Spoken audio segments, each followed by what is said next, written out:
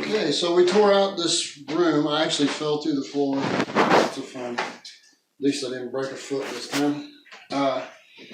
We put in new floor joists over here. We changed the support to laid over 2x6 or 2x8 to a 4x4 that's pressure treated. We screwed everything together, and wherever the floor joist looks strange or not good enough, we put in another one, and we're going to add probably 2 more in there, and then we'll fill all this area in. We put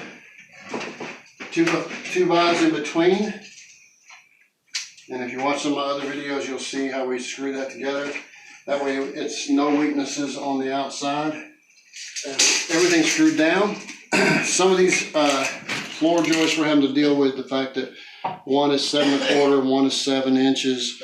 None of them are truly 7 1/2 what a 2x8 would be. So anyway, we're now putting supports under the hallway. We're going to tear out the hallway. We'll take you with us on that.